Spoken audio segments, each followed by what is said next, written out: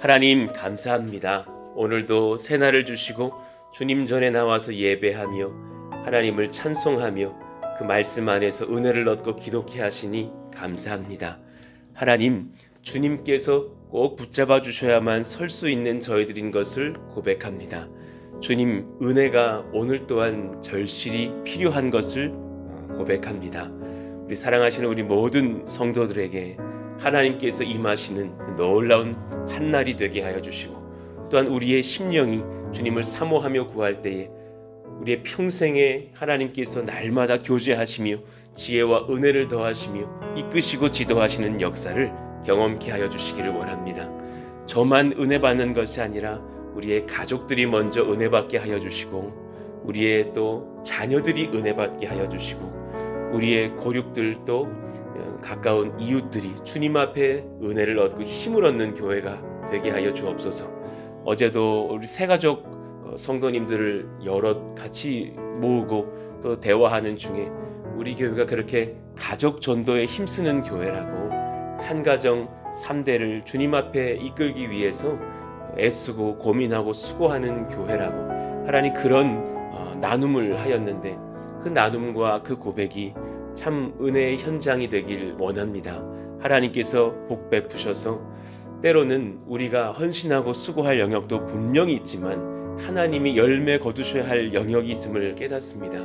하나님, 가장 귀한 것, 사랑하는 내 가족들이 먼저 구원 얻는 역사를 허락하여 주시고, 그 감격과 기쁨 속에서 또한 전도와 선교와 예배를 또 철저하게 또 이행해 나아가는 교회가 되게 하여 주옵소서. 교회 학교를 세우셨으니 감사합니다. 은혜 가운데 한 명 한 명 아이들이 또 교회로 등록하고 찾아오고 그들의 태도가 변하고 있다는 소식들을 교역자들에게서 또 교사분들에게서 부모님들에게서 듣게 됩니다. 또 어제 청소년들이 특송까지 그렇게 하면서 하나님을 예배하는 모습을 보면서 제 마음에 뭉클한 고마움과 감사함이 있었습니다. 그 은혜를 하나님 날마다 더해 주셔서 이들이 성장하고 성숙하며 무엇보다도 하나님의 아들 우리 주 예수님을 더욱 인격적으로 만나 사랑하게 되는 역사가 일어나게 하여 주옵소서. 건축에 이제 마무리 단계에 있을 때에 하나님 방심하지 않고 우리 또한 주님께 간구합니다. 시작도 주의 능력, 또 과정도 주의 능력이었으니 마지막도 아름다운 결말을 낼 때까지 선하게 주님께서 친히 인도하여 주시옵소서. 준건공사가 순조롭게 잘 되게 하시고 선한 하나님의 능력과 은혜로 이를 하나님께서 또한 이끌어 가셨다가 같이 또 감사의 예배를 드리게 되는 날 주님을 찬송할 수 있는 복된 교회가 되게 하여 주세요. 모든 것을 주님께 맡겨드리오니 또한 주님 오늘 오셔서 임하셔서 말씀하시기를 원하며 예수님 이름으로 기도합니다. 아멘. 함께 암송하실 말씀 고린도전서 6장 19절 말씀입니다. 제가 또 읽고 암송하겠습니다. 너희 몸은 너희가 하나님께로부터 받은 바 너희 가운데 계신 성령의 전인 줄을 알지 못하느냐. 너희는 너희 자신의 것이 아니라. 고린도전서 6장 19절 말씀. 아멘. 우리 함께 받으실 주님의 말씀은 느헤미야 13장 28절에서 31절까지의 말씀입니다. 마지막 절이 될 텐데요. 느헤미야 13장 28절 31절 제가 봉독해 올리겠습니다. 대제사장 엘리야십의 손자 요야다의 아들 하나가 호론 사람 산발랏의 사위가 되었으므로 내가 쫓아내어 나를 떠나게 하였느니라. 내 하나님이여, 그들이 제사장의 직분을 더럽히고 제사장의 직분과 레위 사람에 대한 언약을 어겼사오니 그들을 기억하옵소서. 내가 이와 같이 그들에게 이방 사람을 떠나게 하여 그들을 깨끗하게 하고 또 제사장과 레위 사람의 반열을 세워 각각 자기의 일을 맡게 하고 또 정한 기한에 나무와 처음 익은 것을 드리게 하였사오니 내 하나님이여 나를 기억하사 복을 주옵소서. 아멘. 죄를 죽인 거룩한 그리스도인이 됩시다. 우리 말씀을 이어가고 있는데 오늘이나 내일까지 말씀을 전하겠습니다. 저는 사실 이 주제에 관한 설교를 전하는 것을 참 제 자신이 먼저 적용할 수 있기에 사모하는 마음으로서 전하게 돼요.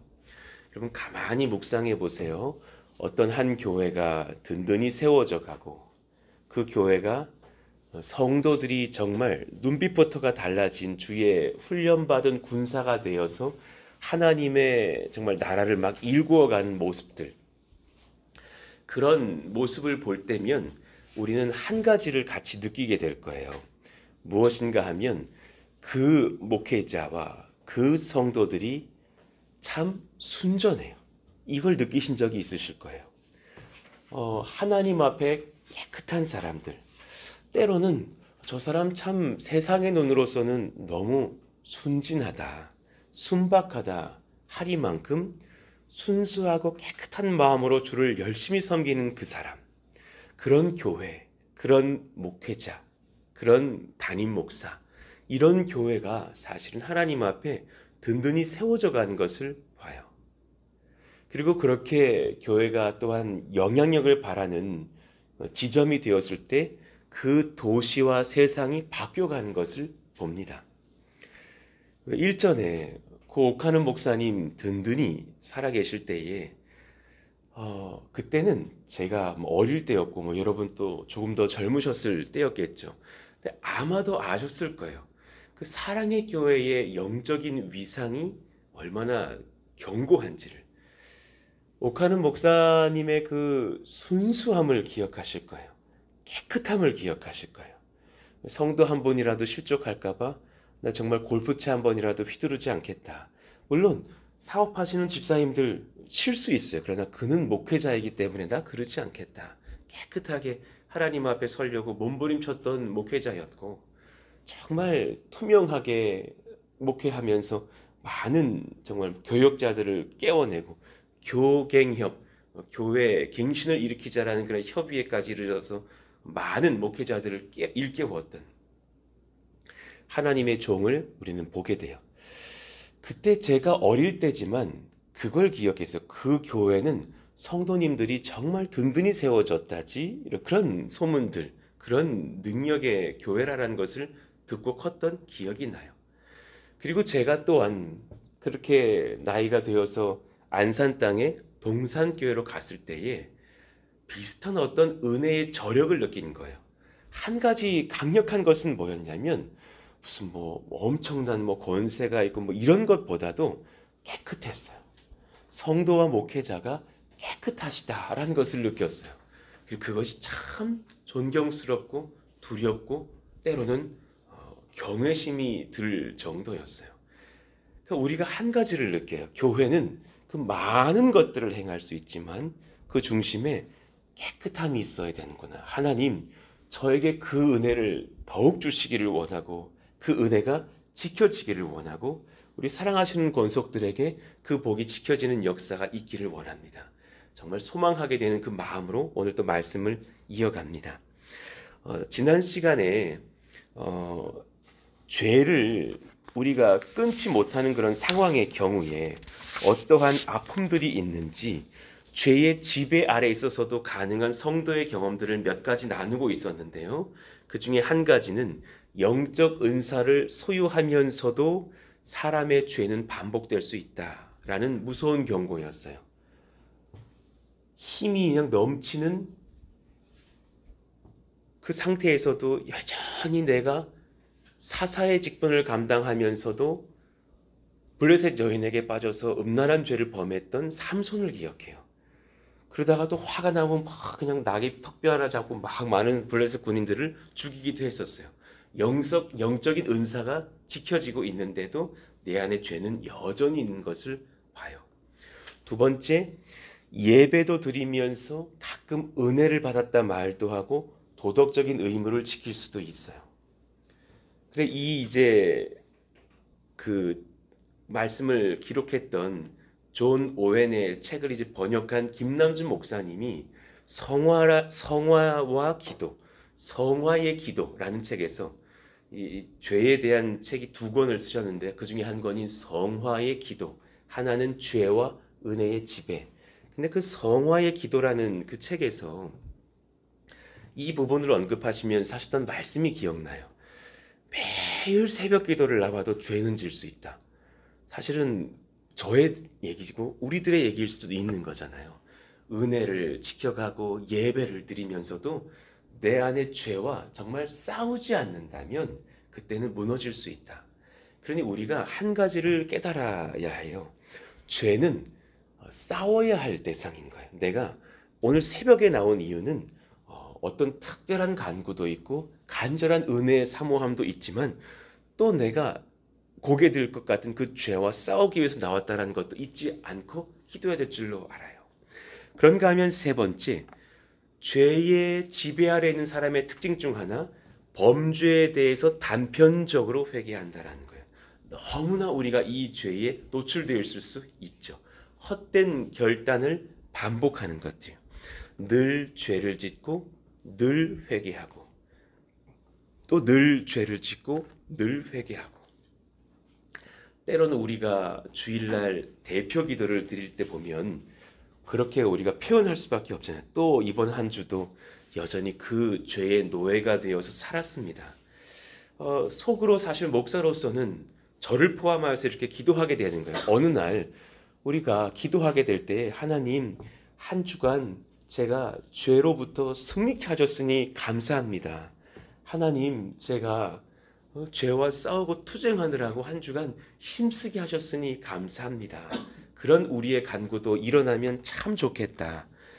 그 삶의 진전이 있어야 되는데 사실은 50년째 신앙생활을 했지만 여전히 그 자리는 아닌지, 혹은 충분히 더 나아갈 수 있었는데 죄 때문에 절반밖에 못 간 것은 아닌지, 내가 차에 기름을 넣고 분명히 그 요즘 이렇게 차에는 주유를 딱 하면 몇 킬로를 달릴 수 있다고 나와서 가득히 넣었더니 뭐 750킬로를 갈 수 있다고 해서 막 달려갔는데 하도 죄 때문에 우리의 누수의 그런 것들이 많아서 사실은 절반밖에 달려가지 못하는 것은 아닌지, 아니면 시동을 걸고서 열심히 악셀을 눌렀는데 죄 때문에 기아가 중립에 떡하니 멀쳐져 있어서 그 자리에만 있는 것은 아니었는지, 그런 성도가 되지는 않을까? 그 누가 알겠느냐고요. 내 자신을 내가 알고 성령이 아시지, 돌아봐야 될 지점도 있을 것입니다. 아픈 설교지만 지금 사실은 이 설교를 저는 제 자신에게 하고 있습니다. 그러니 그 사람들의 특징이 뭐냐면 동기가 이기적이라는 거죠. 죄의 결과인 고통은 빼고 싶고 그 죄가 나에게 주었던 그 쾌락은 남기고 싶은 마음들. 오늘 우리가 새벽에 기도하실 때 하나님, 그 죄의 고통만이 아니라 죄의 쾌락까지도 제가 뽑아내버리는 은혜를 허락해 주십시오. 그 성령님 아니면 못 주십니다. 그 죄가 제게 너무 달콤해서 제가 자꾸 좌로나 우로나 넘어지고 또 그때마다 아파하고 후회하고 회개하오니 하나님, 그 죄의 쾌락마저도 뽑아낼 수 있는 은혜를 허락해 주시기를 원합니다. 이것은 성령님이 주셔야 할 것이지 우리의 결단만으로는 아니라라는 것이죠. 두 번째, 궁극적으로는 참회가 지속적이지 않게 됩니다. 이게 정말 무서운 거거든요. 야, 요거 해보니까 요거 안 돼. 그랬던 청년, 그랬던 여러 작년의 성도님들 만나 뵀던 적이 있습니다. 그렇게 해서 이야기를 드리고 같이 우리가 그런 죄는 뿌리 뽑자 했더니 그 목사님, 다 짓는 죄인데 그거 가능합니까? 적당히 하시죠. 이렇게 말씀하시는 사실은 청년들을 뵀던 적이 기억이 나거든요. 궁극적으로 참회가 지속적이지 않게 돼요. 영혼의 변화가 없고 오히려 후퇴해서 죄로 더럽혀진, 내가 예수를 부인하지는 않는데 죄를 뿌리 뽑겠다라는 그것은 오히려 부인하고 있는 상태가 되니 뭔가 지금 맞지가 않는 거죠. 괴리가 있는 거예요. 예수님은 내 마음 안에 침투한 도둑 때문에 십자가를 지셨는데 주님도 집안에 모시고 그 죄라는 도둑도 집안에 모시고 함께 연합하자. 이건 지금 무언가 맞지 않는 것이죠. 그러니까 하나님 앞에 이 죄에 대하여서 내가 하나님 씨름할 수 있는 다시 그 영적인 권세와 아까 제가 설교 초두에 말씀드렸던 어린아이와 같은 그 순수함을 허락해 주시기를 원한다고. 하나님 이 은혜가 임하게 해주세요. 로마서 5장 20절은 이런 설교의 참 무게 앞에서 우리를 사실 위로해요. 율법이 들어온 것은 범죄를 더하게 하려 함이라. 여기서는 개인의 범죄의 양이 갑자기 증가한다라는 그 말씀이 아니라 내 안에 죄가 드러나게 된다라는 말씀이에요. 율법이 들어온 것은 범죄를 더하게 하려 함이라. 그러나 죄가 더한 곳에 은혜가 더욱 넘쳤나니. 제가 설교자로서 이렇게 설교를 하고 있는데 저희 교회에 이제 어느 30대 부부 중에 한 분이 이런 말씀을 수개월 전에 하셨던 기억이 나요. 저는 이 교회에 온 지 얼마 되지 않았는데 목사님이 이런 설교를 하면 그게 자기 얘기라는 거예요. 그래서 또 어떻게 하셨지? 그리고선 다음 주에 또 들으면 그것도 자기를 향한 죄의 꾸중이셨다라는 거예요. 물론 뭐 그걸 제가 뭐 알고 그랬겠느냐고요. 그렇지만 그분에게 성령이 임하셔서 그 사람은 똑같고 삶도 똑같고 그날 와서 그분이 그 현장에서 죄진 것은 아니잖아요. 그런데 죄가 드러나는 거죠. 내 안에 죄가 깨달아지는 거죠. 알고 있었지만 이렇게 좀 덮어뒀던 그런 마음이 드러나게 되면서 이것은 주님이 오늘 뽑아내라 하시는구나. 오늘 그것을 회개케 하시는구나. 느꼈다라는 거예요. 바로 그 말씀입니다. 율법이 들어온 것은 범죄를 더하게 하려 함이라.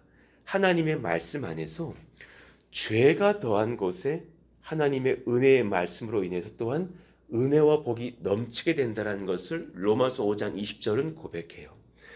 사실 우리는 한 가지 이 고백을 할 수밖에 없어요. 죄 때문에 넘치는 은혜. 한번 같이 이렇게 그 부분을 읽어봐요. 죄 때문에. 시작. 죄 때문에 넘치는 은혜. 참 독특한 표현이죠. 어떻게 죄 때문에 은혜가 넘치나. 목사가 제일 짓눌릴 때가 언젠가면 내가 너무 죄인같이 여겨질 때예요. 그런데 제가 존경하는 어느 목사님을 이렇게 바라보면 저분은 안 그러신 분 같아. 나만 죄인인 것 같아. 뭐 여러분만 그런 게 아니라 저도 그런 시름 속에서 무너질 때가 있거든요. 야, 저분은 저렇게 60을 맞고 나 이제 70을 바라보실 때까지 어떻게 저렇게 3, 40년 한 목회를 하면서 순수하게 달려갈 수 있을까? 참 나도 저분이었으면 좋겠다. 근데 나는 40대밖에 되지 않은 사람이 너무 내가 무른 것 같다. 너무 나는 약은 것 같다. 너무 죄와 타협만 많이 하는 것 같다. 이런 마음이 막 이렇게 들어가지고 하나님, 나 같은 이 죄인을 주님 대책이 없는 죄인인데요. 저 어떻게 하면 좋습니까? 그렇게 막 절망하게 될 때가 사실은 종종 있습니다. 그때 이 말씀이 제게 유일한 소망인 것 같습니다. 제가 뭐 이런 죄를 가지고서 뭐 누구에게 나아가서 해결을 받겠습니까? 죄 때문에 넘치는 은혜. 목사가 지는 죄야 뭐 거의 대반 마음의 죄겠지만은 그 죄가 내 안에 참 관영하는 것을 볼 때에 오늘 이 말씀을 묵상하게 됩니다. 하나님, 저에게 이 죄로 인하여서 주님만을 바라보는 은혜를 소망케 됩니다. 자, 여러분, 저희가 인생을 살면서 감당해야 될 죄라 하는 것은 이렇게 정의를 내리쳐야 합니다. 그 죄는 내가 하나님의 영광을 사수하기 위해 나와 투쟁하고 있는 죄입니다. 나라는 사람이 자연스럽게 죄로 가거든요. 그것을 인정하실 수 이제 있으실 인생을 사셨잖아요. 내가 가만히 아무것도 안 하는데 막 은혜가 막 넘칩니까?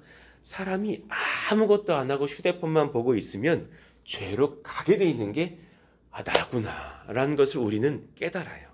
그런데 그런 나와 사실은 내 안에 있는 죄와 내가 투쟁하고 있다는 것을 깨달아야 돼요. 그 죄는 지금 하나님 안에서 내가 투쟁하고 있는 죄여야 하는 것이지, 어떤 분은 내 안에 죄가 없다라고 자부해버리는 분이 있어요. 무서운 상태예요. 목사님 지금 저에게 하시는 말씀이에요? 저 그런 죄 안 져요. 저는 그런 죄 안 짓는 사람입니다. 무서운 고백일 수 있어요. 물론 진짜 안 질 수 있죠. 그러나 내 마음에 내가 그렇게 아예 여겨버리고 있다면 그 부분은 무섭다라는 거예요. 나는 죄 안 짓는 사람이야.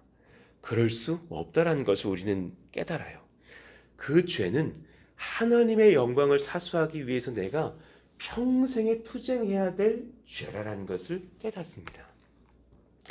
내가 죄와 타협하고 기뻐하고 있다면 그 죄는 결코 내 안에 잔존하고 있지만 은혜에 이르게 하지는 못할 거예요. 그 죄를 내가 사랑하지. 분명히 지금 마음에 한두 가지, 두서 가지 있을 거예요. 그건 내가 지금 건들지 못하지. 내가 지금 얼마나 돈에는 내가 정말 마음을 쏟았지. 어떤 부분에서 지금 이 죄는 내 뿌리 뽑지 못해. 이 죄를 지금 뽑아내면 지금 내 직장 생활이 어려워지는데 이거는 갖고 가야지. 평생 비밀로 붙이고 갖고 가야지. 이런저런 것들이요. 그런데 그 마음 안에 그것과 투쟁하지 않는다면 내가 주님 앞에 은혜로도 서기는 어려울 거라는 것을 보는 거예요. 제가 다른 것을 기도하는 것이 아니라 하나님, 오늘보다 내일 더 순전하게 될 수 있을 만큼 죄와 투쟁해서 제가 하나님 앞에 깨끗해짐으로 말미암아 우리 사랑하시는 성도님들이 주님과 함께하며 우리 지역들을 변화시키기에 제가 장애가 되지 않기를 원합니다. 깨끗한 통로가 되기를 원합니다. 기도하게 되는 것이죠. 그러니 일전에도 제가 한 1년 전쯤인가 한번 이 설교를 드렸었는데요. 간수의 예화예요. 여러분 간수 아실 거예요. 그 감옥 지키는 간수 말고요. 그 두부 만들 때 간수를 집어넣어야 되는 부분이 있어요. 아시죠? 간수는 농축된 바닷물을 그렇게 이제 그 안에서 소금을 채취하고 나머지 물이에요. 아주 쓴 물이죠. 아마 아실 거예요. 그 간수를 가지고 옛날 조선시대 때 그 사람들을 사형시키는 도구로도 썼다죠. 그리고 자살할 때 그 간수를 먹고 마시는 사람들도 있었죠. 중국에서는 노예살이 같은 고역에 시달리던 사람들이 자살을 하려고 할 때 다량의 소금을 아예 먹어버렸다는 거예요. 그럼 그 안에 농축된 간수가 자살을 위한 물질이 될 수 있었기 때문에 사람들이 죽게 되죠. 근데 잘 아시는 것처럼 그 간수가 사실은 두부를 만들 때 꼭 필요한 물질이에요. 콩물을 굳혀서 두부로 만들 때에 그 간수물을 부어가지고 굳히거든요. 그러니까 얘가 참 독특한 물질인데요. 그 두부를 만들 때 간수를 그냥 옹팡 부어버리면 그것은 이제 사약이 될 것이고 조금 넣으면 두부가 되는 거예요. 그러니까 지금 여러분 두부를 드실 때마다 간수 조금씩 먹고 계시는 거거든요. 그럼 지금 깨달으실 거예요. 뭐시라고 내가 지금 사형을 집행할 때 줘야 될 그 액체를 내가 지금 두부를 통해서 먹고 있다고? 사실 여기서 우리가 한 가지를 느껴요. 어려서부터 우리 두부 참 즐겨 먹었잖아요. 지져 먹고 쪄 먹고. 단백질 많은 두부를 즐겨 먹기에 건강에 참 유지가 되게 되죠. 그런데 그 안에도 사실 안 좋은 물질 하나를 집어넣더라라는 거죠. 비유인 것이에요. 예수님을 믿는 우리들 안에 제가 여러 번 궁금해서 주님께 여쭤봤던 청소년기를 보냈거든요. 수련회 때 휴지 이렇게 두루두루 말아가지고 여기다 딱 넣고서 하나를 더 말아가지고 여기 넣고서 오늘 그냥 6개월치 때 뺀다 그러고 들어갔던 기억이 나요. 하나님, 제가 3월 달에는 이런 죄 졌고요, 4월에 이런 죄 졌고요, 막 사춘기 되니까 왜 이렇게 자꾸 이렇게 눈이 여학생들에게 가고 나 그거 안 되겠고요, 공부 너무 안 하고 있고요, 회개를 온팡 해가지고 눈물 콧물 다 쏟고, 그리고 한 일주일쯤 지나면 약발이 스름스름 떨어지면서 또 그런 죄를 짓고 있는 나를 보면서 나 진짜 이거 소망이 없구나 했던 생각들 나거든요. 저와 여러분들의 경험이지 않습니까? 말씀드렸듯이 그 잔존하는 죄의 문제도 이와 같은 이치인 거예요. 우리 안에 간수가 싫어서 소금을 전혀 섭취하지 않는다면 생존 자체가 불가능해질 거예요. 주님, 왜 바로 예수 믿고 완전 성화되게 안 하셨습니까? 주님이 주셨던 답을 제가 이제 아래 적고 여러분들에게 전하는 거죠. 죄라는 존재를 하나님께서 허락하시면은 분명한 계획이 있어요. 물론 여기서 이 설교를 잘못 이해하셔가지고 허락하셨다고 마음껏 한번 죄 져보자, 이건 잘못된 것이고요. 죄는 우리 마음에 들어와서 지배력을 얻고 싶어요. 제가 일전에 로마서를 언급하면서 말씀드렸듯이 우리는 죄에 대하여 죽었고 라고 하지만 죄와 사탄은 여러분을 끝까지 유혹하려고 합니다. 죄는 여러분 앞에서 죽지 않으려고 해요. 지배력을 얻고 싶어 합니다. 우리의 마음을 점거하고 우리의 영혼을 장악해서 믿는 성도지만 심지어 믿지 않는 불신자처럼 혹은 그보다 더한 죄인이 되게 해서 하나님을 대적하게 하려고 끊임없이 유혹하고 있다는 사실을 기억하셔야 돼요. 그러니 존 오웬의 설교가 참 우리를 다시금 깨닫게 하죠. 제가 한 수일 전에 했는데, 성도가 죄와 투쟁하지 않는다면 불신자와 같은 결과를 얻을 수도 있다는 사실이에요. 무서운 말씀이잖아요.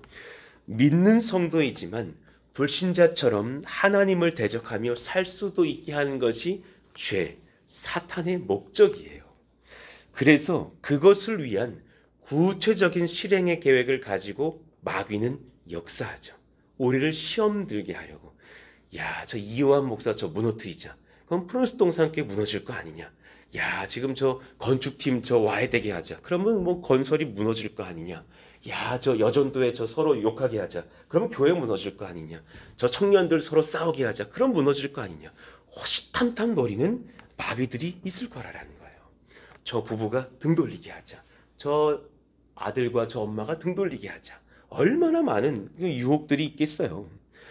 그것을 위한 구체적인 실행을 가지고 마귀도 일을 할 텐데, 그때 우리가 한 가지를 깨달아야 돼요.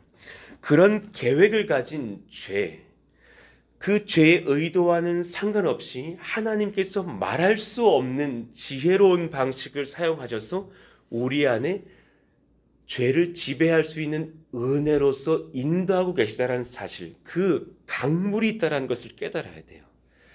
하나님의 은혜가 죄의 지배의 능력보다 큽니다. 이것을 믿으시기를 예수 이름으로 축원합니다. 아멘이십니까? 지금 두부 안에 간수가 부어지듯이 우리 안에 죄 영역이 있어요. 그러나 그것을 성령 안에서 우리가 싸우기 시작할 수 있다면, 오늘 이 말씀을 힘입어서 영적 전쟁을 치를 수 있다면, 죄가 완전히 뽕 빠져버려가지고 내가 완전 성화되지는 않아요. 그러나 내 안의 죄의 영향력은 아주 약하게 되어서 성령께서 역사하시는 그 마음밭으로 나아갈 수 있다라는 거예요. 완전 성화는 천국에서 가능할 거예요. 그날이 되면 죄 유혹이 완전히 빠져나가고 우리가 성령 안에서 담대하게 설 수 있는 완전한 성화된 사람이 될 것입니다. 그러니 조금만 더 보고 기도하시죠. 7번 봅시다. 우리 안에 죄가 남아있는 것을 은혜의 기회로 삼으시는 주의 뜻이 무엇일까? 아니 그냥 다 빼주시지 왜 그렇게 두부의 간수처럼 죄가 남아져 있게 하실까? 그리고 가끔 우리가 영적으로 무너지기라도 하면 그 죄가 막 활개쳐가지고 나도 모르게 막 죄 짓고 있는 모습들을 볼 때가 있잖아요. 어떤 존경하던 장로님이 막 죄의 노예가 되면 내가 지금 무슨 말을 하고 다니는지를 모르고 막 죄를 지을 때도 있었다는 것을 타교에서 볼 때가 있거든요. 그리고 나중에는 깨닫고 나서 막 돌아와서 아내에게 먼저 사과하고 목사님에게 사과하는 그런 모습을 내가 본 적이 있거든요. 그때는 본인도 모르는 건데 또 주의 은혜로 그 죄가 이제 보여지고 주님께 회개하고 그 죄를 사로잡는 그런 모습들을 또 보게 된단 말이죠. 내 안에 남은 죄가 한 가지 우리에게 은혜의 길을 열어줘요. 주님만을 소망하게 합니다. 시작. 내 안에 남은 죄가 주님만을 소망하게 합니다. 여러분 이걸 평생에 기억하시기를 바라요. 내 안에 남은 죄가 이요한 목자를 의지하게 합니다가 아니에요.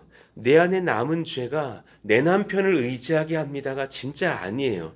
내 안에 남은 죄가 내 남자친구 멋쟁이 오빠를 의지하게 합니다. 정말 아니고요. 정말 살아계신 주님만을 소망하게 해요.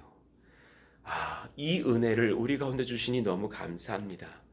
정말 내 안의 모습을 보면 소망이 없거니와 하나님을 바라보면 너무나 은혜와 소망이 넘치거든요. 은혜를 사모하게 하는 통로예요. 그러니 제가 예배를 앞두고서 설교자로서 이제 1, 2분 뒤에 설교하게 될 때마다 손을 이렇게 펴고서 하나님, 내 안에 숱한 마음의 범죄와 죄와 허물과 무지함과 목회자는요 가끔 보면 주님께 맡기지 않으면 아마 정신병 걸려가지고 한 몇 년 못 버틸 것 같아요. 성경을 덜 해석한 것 같은 그 죄책감도 막 있거든요. 이거를 옥하는 목사님이 보셨다면 얼마나 잘하셨을까. 이거를 뭐 어떤 기라성 같은 주의 종이 해석하였으면 얼마나 더 탁월하게 말씀을 보셨을까. 나같이 철없는 목사가 이 말씀을 보니 여기까지밖에 막 설교 준비를 못한 것 같은 그런 마음도 막 있거든요. 하나님, 이 손을 펴니다. 은혜밖에 없습니다. 정말 하나님 불쌍히 여겨주세요. 하나님 도와주세요. 막 그렇게 이제 기도하고 올라가게 될 때 사실은 한 가지는 감사하게 되는 거죠. 나는 진짜 몹쓸 소망 없는 사람인데 하나님이라는 소망의 통로를 주신 것은 너무너무 감사하다는 것을 깨닫게 됩니다. 그러니 나머지 말씀들은 제가 이제 내일 보고 이제 끝을 낼게요. 오늘 이 말씀을 들으시면서 여러분의 마음에 이렇게 그 불을 켜주고 한번 살펴봤으면 좋겠어요. 지하에 왜 저희 지금 공사 중에 이렇게 물이 막 새는 지점들이 있거든요. 뭐 공사가 지금 잘못된 거죠. 그래서 이제 지하는 아직 등을 달지 않았어요. 그래서 새까매요. 그래서 어디가 어딘지 이제 모르고 있을 때 그 조명기관을 갖다 놔가지고 그걸 탁 키면 굉장히 밝은 그 화이트빛이 쫙 퍼지거든요. 그럼 이제 막 우리 집사님 이제 제대로 점검하시겠다고 막 이걸 막 들고 다니시더라고요. 그러면 곳곳마다 막 그 이제 얼룩이 보이는 걸 봐요. 여기서 봤을 땐 깨끗한 벽인데 그 불을 가까이 가지고 가면 얼룩도 보이고 여기는 젖어 있고 여기는 말랐네요. 물길이 이렇게 흘렀네요. 상세히 보이는 거예요.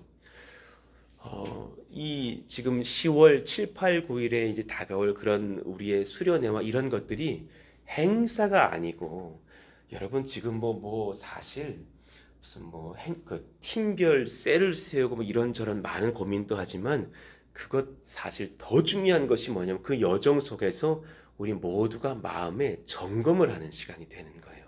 하나님 마음에 성령이 허락하신 불을 켜고서 이렇게 볼 수 있는, 그리고 저의 죄는 성령 안에서 뿌리 뽑고 하나님이 그 은혜 주신 것에 감사하며 주를 더 의지하고 소망하는 역사가 일어나게 해달라고 기도해야 될 줄로 알아요.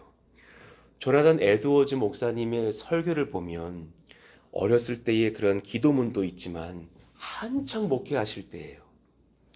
노스햄튼의 귀한 교회에 담임이 되셔서 목회를 한창 잘하고 계시고 심지어 성령께서 은혜를 더하셔서 그 지역에 부흥이 임한 거예요. 막 부흥의 역사가 일어나고 그때 때마침 연합사역을 했던 휘필드 목사님도 계시고 여러 주의 사역자들이 계셔서 그런 분들이 부흥 방문을 하면서 부흥회를 열자 부흥이 막 배가 되는 역사가 일어나요.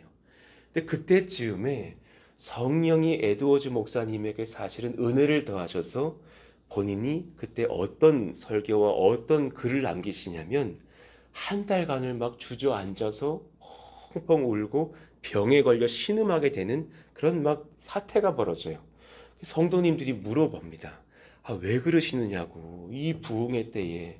근데 그분의 말씀이 저를 깨워요. 하나님이 저의 죄를 보게 하신다고. 내 마음을 보니까 내 안에 회심 전에 있었던 죄가 그대로 있는 걸 봤다고. 온 미국 땅에 존경하는 에드워즈 목사님이고 부흥의 기수가 되었고 정말 많은 마을 사람들과 이웃들이 존경에 맞지 않는 목사님이신데도 불구하고 내 죄를 봤기 때문에 절망하고 자빠져서 신음하게 되는 그런 사실은 시간들을 보내면서 하나님이 그를 점검케 하시는 것을 봐요.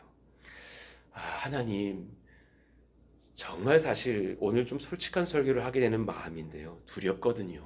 건축 다 끝나고 12월 초쯤에 입당 예배 탁 드리고 누구는 막 장로님 되시고 권사님 되시고 나 이 교회 처음으로 이제 집사였다가 나 시무 권사님 됐잖아. 나 안수 집사 됐잖아. 막 이러면서 목에 막 힘들어 갈까 봐 나 되게 걱정되는 거예요. 건물은 막 기가 막히지. 뭐 우리는 뭐 잘 모르겠지만 외부 오시는 분들은 다 너무너무 예뻐요 막 그러지. 새 가족들 매주 찾아오지. 야, 이때가 진짜 위험하다. 난 너무 걱정이 돼서 주님 앞에 엎드리게 되는 마음들이 있어요. 제일 심각한 죄인이 제 자신이 아닐까. 하나님, 오늘 이 말씀을 제 마음에 새깁니다. 제 마음 안에 죄를 봅니다. 그것을 간수로 여기고 제가 건강한 두부가 되기를 원해서 하나님만 바라봅니다. 그런 은혜가 열리기를 원한다고 여러분도 마음에 그런 불을 켜시고 살피시는 시간들 일어나기를 원합니다. 말씀이 길었습니다. 같이 한번 이 시간 기도하실까요? 하나님, 그런 나를 살펴보는 시간들이 일어나게 하셔서 내 안에 남은 죄를 보면서 주님만 소망하게 하여 주시기를 원한다고. 내가 죄가 없는 것처럼 함부로 의인인 듯 행하지도 않게 해주시고 하나님 앞에 깨끗하고 순전한 마음으로 서는 저희들 다 되어서 정말 더욱더 주님만 바라보고 고개를 숙일 수 있는 익은 벼와 같은 인생들 다 되기 원합니다. 같이 한번 그렇게 뜨겁게 주여 부르짖고 기도하고 돌아가시겠습니다. 주여! 하나님 감사합니다. 하나님, 이 시간 주님 앞에 엎드리면서 주님의 마음을 쏟고 한 가지를 간구합니다. 제가 이리 넘어지고 저리 넘어질까 봐 염려합니다. 제일 잘 나갈 때에 새 가족들 매주 찾아오고 부흥하고 성장하고 또 교회 잘 짓고 또 이제 직분 받고 세워지고 할 때에 하나님, 내 마음 가운데서 하나님께서 주시는 그 은혜도 있겠지만 또 내 마음 안에 교만이 싹트고 그 죄를 잘 살펴보지 못하여서 이리저리 마음이 무너지고 하나님 자빠지고 쓰러지는 것이 아닙니까? 내 목에 힘이 들어가고 하나님 범죄하고 하나님 앞에 무너지게 될까봐 주님, 저를 염려하고 이 시간 쳐서 복종시키는 기도로 나아갑니다. 주님 저를 불쌍히 여겨주십시오. 저는 죄인이오니 성령이 저를 사로잡으시 않으시면 저는 아무 소망이 없는 사람입니다. 저를 불쌍히 여겨주시고 하나님이 이끄시고 지도하시는 놀라운 역사가 일어날 수 있도록 성령이여 기름 부으시고 인도해